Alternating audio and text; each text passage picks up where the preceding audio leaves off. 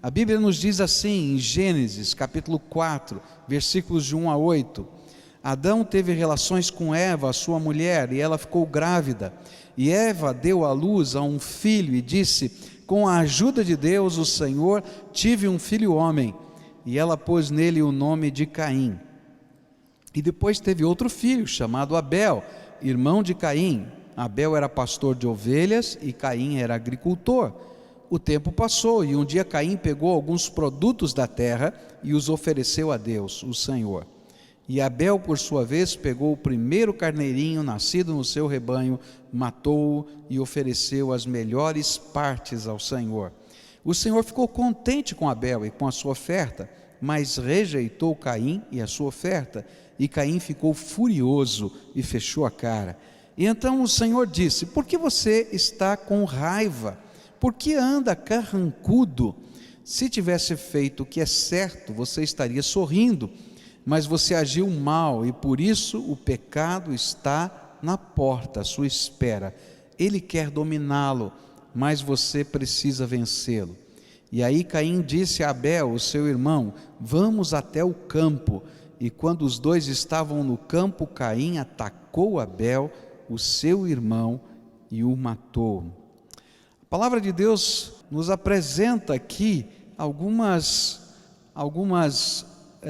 atitudes, alguns motivos pelos quais Caim foi desqualificado por Deus. E a palavra de Deus vai me dizer uma outra razão por que Caim foi desqualificado. Olha só o que a Bíblia diz: e então Caim saiu da presença do Senhor e foi morar na região de Nod, que fica a leste do Éden. Caim e a sua mulher tiveram um filho e lhe deram o nome de Enoque. E mais tarde Caim construiu uma cidade e a chamou de Enoque, o nome do seu filho. Enoque foi pai de Irade, que foi pai de Meujael, que foi pai de Metusael, que foi pai de Lameque. Lameque teve duas mulheres, uma delas se chamava Ada e a outra Zilá. Ada teve um filho chamado Jabal, que foi o antepassado dos que criam gado e vivem em barracas. Jabal tinha um irmão chamado Jubal, que foi o antepassado de todos os músicos que tocam lira e flauta. E Zilá, por sua vez, teve um filho chamado Tubal-Caim, que era ferreiro e fazia objetos de bronze e de ferro. Tubal-Caim tinha uma irmã chamada Naamá. É interessante que a história de Caim nos mostra que nós somos desqualificados quando tentamos preencher o vazio de Deus em nossa vida com substitutos humanos. Caim foi desqualificado quando nós esquecemos, ou quando ele esqueceu, o que significa andar longe de Deus. Olha só o que a Bíblia diz nos versos 10, 11 e 12. Então Deus disse: por que você fez isso? Da terra o sangue do seu irmão está gritando, pedindo vingança. Por isso você será amaldiçoado e não poderá mais cultivar a terra, pois quando você matou o seu irmão, a terra abriu a boca para beber o sangue dele. E quando você preparar a terra para plantar, ela não produzirá nada. Você vai andar pelo mundo sempre fugindo. Queridos, toda vez que eu me desconecto de Deus, eu me torno um errante fugitivo na vida. Eu me torno alguém que anda pelo mundo sempre fugindo. E quando nós nos esquecemos que a consequência do nosso pecado é distância de Deus, uma distância que nos transforma em pessoas que sempre estão fugindo de si mesmas e de Deus, de um encontro com Deus. E essa é a razão do nosso vazio.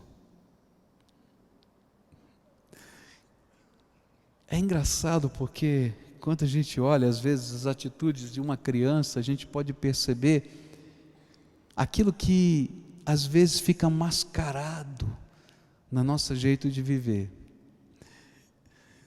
Você já deve ter visto isso, quando uma criança sabe que fez uma coisa errada, sabe que fez uma coisa errada. De duas, uma. Ou ela esconde o que está quebrado, o que está errado, para ninguém ver, e quando não tem jeito, se esconde. Não é verdade? Para não ter que enfrentar. E não é nem por medo de apanhar ou qualquer coisa, é só para não enfrentar. E na verdade, nessa atitude infantil, a gente vai ver o que de fato nós, seres humanos, somos.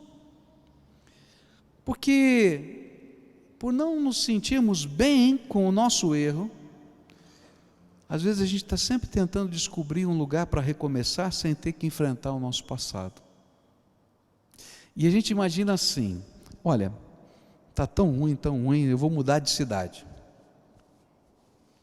Eu vou mudar de cidade.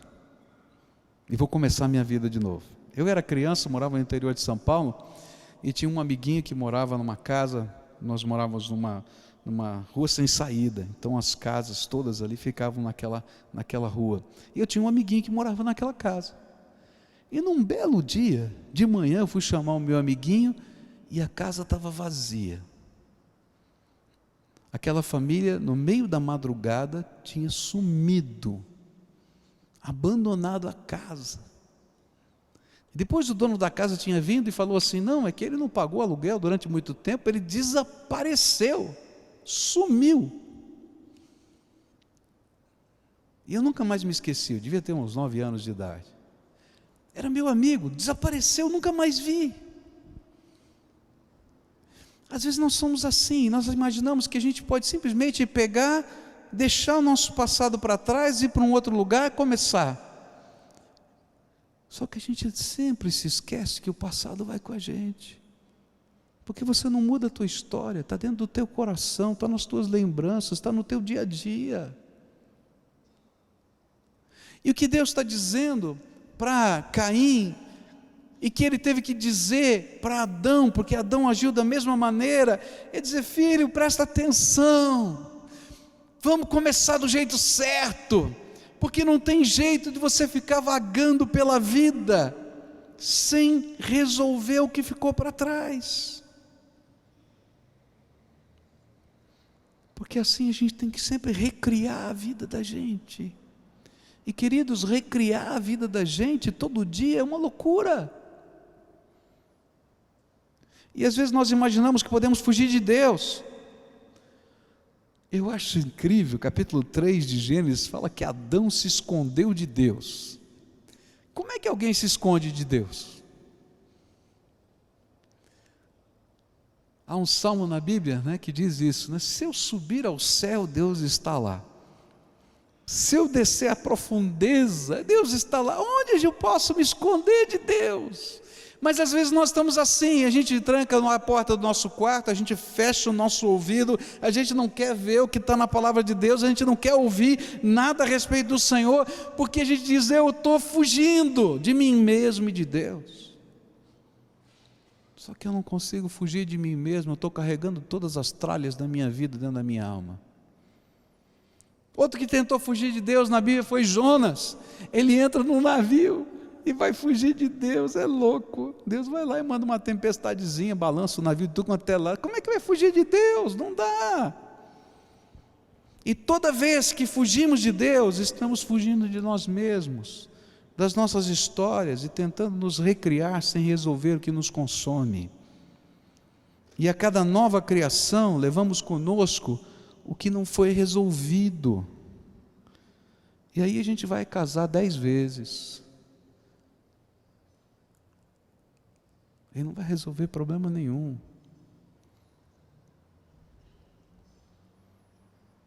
Porque o coração está quebrado. Se eu pudesse te dar um conselho, eu diria para você: pare de fugir de Deus. E pare de tentar substituir Deus por coisas que não preenchem a tua alma. Eu diria assim: pare de ser um errante, que se cansa de recomeçar sem acertar o que ficou para trás. Porque você precisa de algo que você mesmo não pode criar, algo de Deus, algo que só Ele pode lhe dar. Você precisa de uma marca da graça de Deus na tua vida.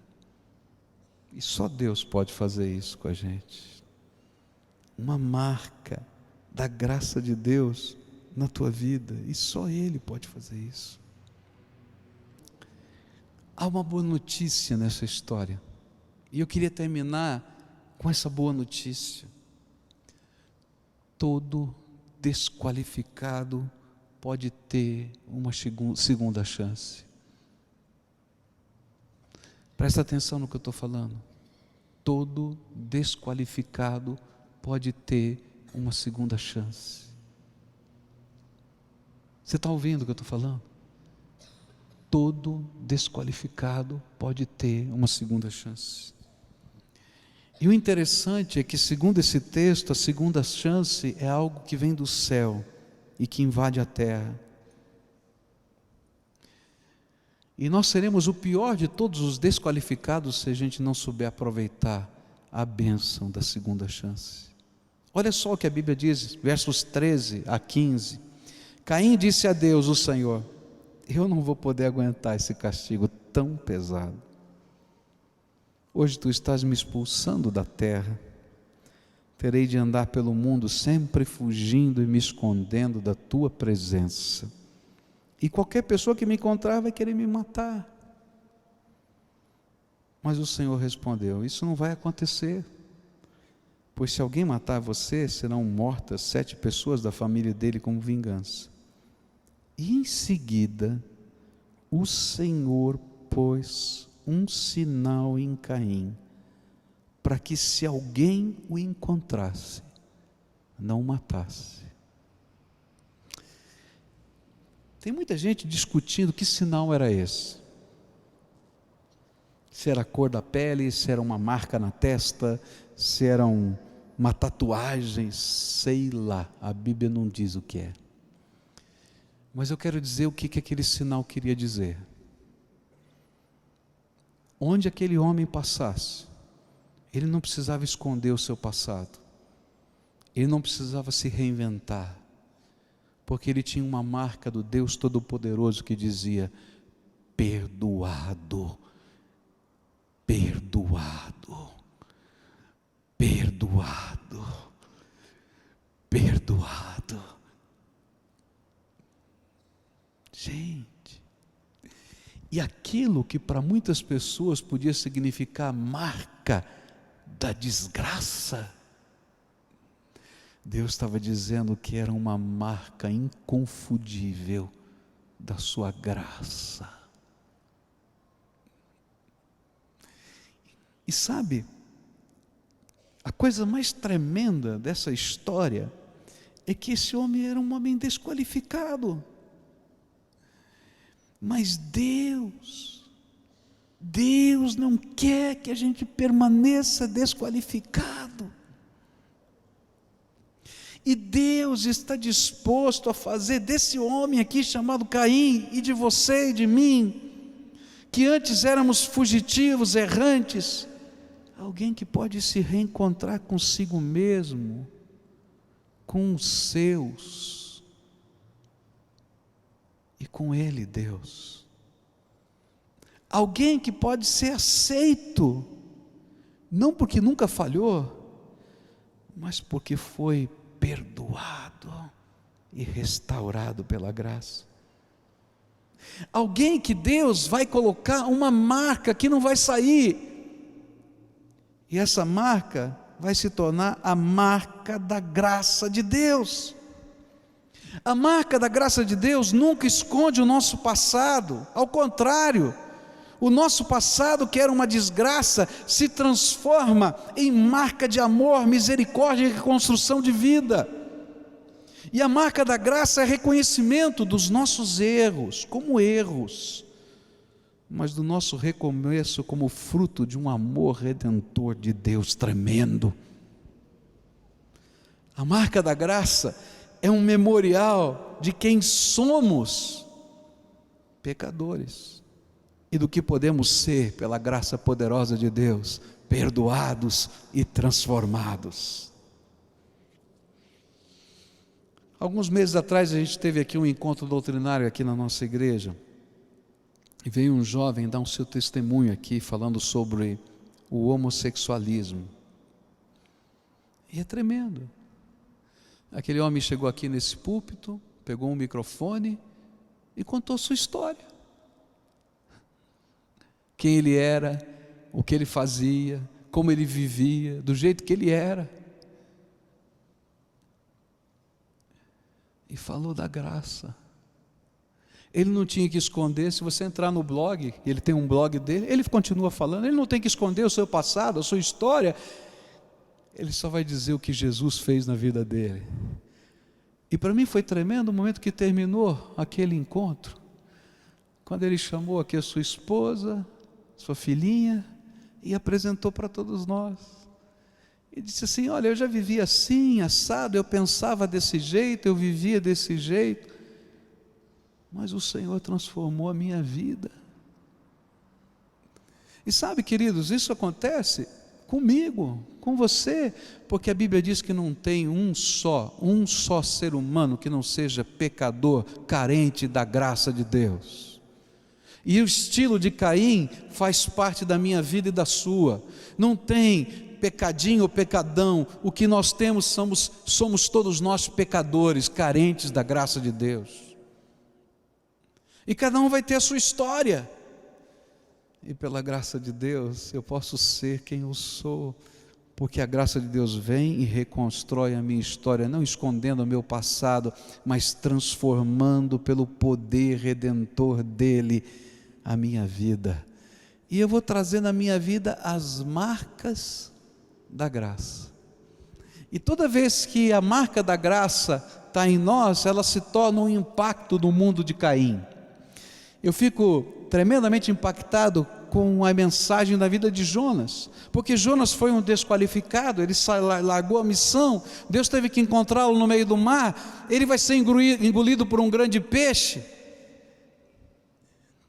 e os efeitos do suco gástrico do peixe na pele de Jonas fizeram com que ele perdesse toda a melanina, e ele ficasse aquela pessoa que parece um albino, e perdesse todo o cabelo, todos os pelos do corpo, e aí eu digo que ele parecia um ET. E aí ele vai pregar na cidade de Nínive, e chega aquele homem e diz assim: 40 dias e Nínive vai ser subvertida. Eles olhavam e diziam assim: esse profeta está louco, o que é isso? E quando ele dizia que tinha sido engolido por um peixe, então, porque os ninivitas adoravam um Deus que era metade homem e metade peixe. Você pode imaginar o impacto? E aquilo que alguém poderia dizer, essa aqui é a marca da desgraça na vida de Jonas, havia se tornado na maior marca da sua graça, da graça de Deus. E naquela cidade, centenas de milhares de pessoas se convertem, porque a marca da graça está sobre Jonas. Sabe por quê? Porque no mundo de Caim eu estou sempre tentando colocar debaixo do tapete a minha história. Mas no mundo de Deus, Deus te ama do jeito que você é, Ele quer transformar a tua vida a partir de onde você está. E essa transformação não apaga a tua história, mas Ele pega os caquinhos da tua vida e transforma numa obra de arte divina. Termino essa mensagem dizendo para você: todo Caim, todo Pascoal, e coloca o teu nome, precisa da marca da graça de Deus sobre a tua vida, sobre a sua vida. Mas como é que a gente consegue isso? Quando a gente para de tentar substituir o vazio da nossa alma por alguma coisa, alguém, algum projeto, e diz: o que eu preciso é do Senhor. Quando eu paro de fugir e vou buscar de todo o meu coração, a minha alma, o meu encontro com Deus, e o caminhar com Ele, um dia de cada vez, um dia de cada vez. Quando eu deixo Deus fazer a obra que eu nunca vou poder fazer por mim mesmo, por isso eu já desisti, porque é obra da graça e do poder de Deus. Caim queria fazer a coisa certa, mas tinha motivação errada e não deu certo. Caim queria fazer a coisa certa, mas usou o jeito errado e não funcionou. Caim não entendeu que as pessoas têm valor. E por não entender que as pessoas têm valor, se perdeu. Carregou um monte de lixo tóxico no coração, destruiu a si mesmo e o seu irmão.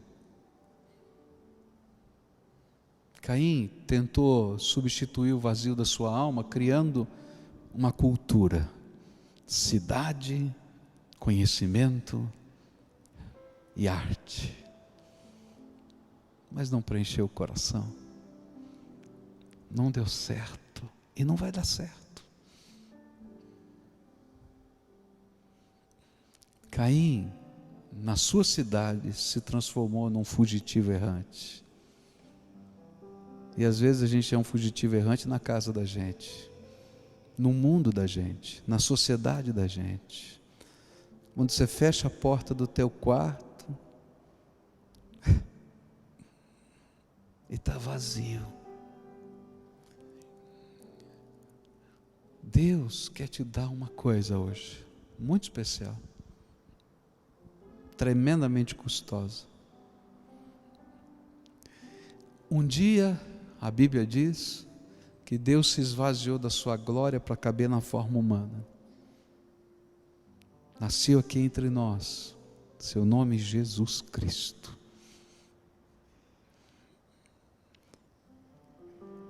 E por causa do valor que você tem e do amor que Ele tem por você, e por saber que o salário do pecado é a morte, Ele vai e toma o teu lugar na cruz do Calvário e morre por você.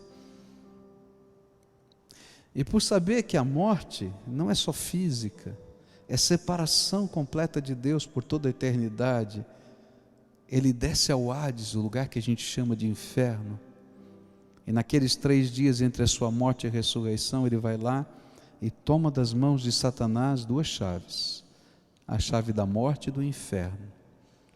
E quando Ele ressuscita, Ele traz nas mãos essas chaves. E a Bíblia diz que para que todo aquele que nele crê não pereça, mas tenha vida eterna. E aí Jesus vai dizer aos seus discípulos ressuscitados: todo o poder me foi dado no céu e na terra, e eis que estou convosco todos os dias até a consumação dos séculos. Sabe por quê? Porque eu preciso que essa marca da graça de Deus se renove todo dia na minha vida. E essa marca não é um símbolo religioso, não é um amuleto que eu controlo, que eu uso ou não uso. É Jesus Cristo, Senhor nosso, vivendo dentro do nosso coração todos os dias, por toda a eternidade. Ele é a graça. A graça que me ensina a viver um dia de cada vez. A graça que me pega caído hoje e diz: vamos levantar e vamos caminhar de novo, rapaz. Se não desistir de você, não vou desistir. Não desista de mim. E a gente vai, e mais um dia e outro. A graça que é tremenda, que diz: você vale muito, só porque eu te amo.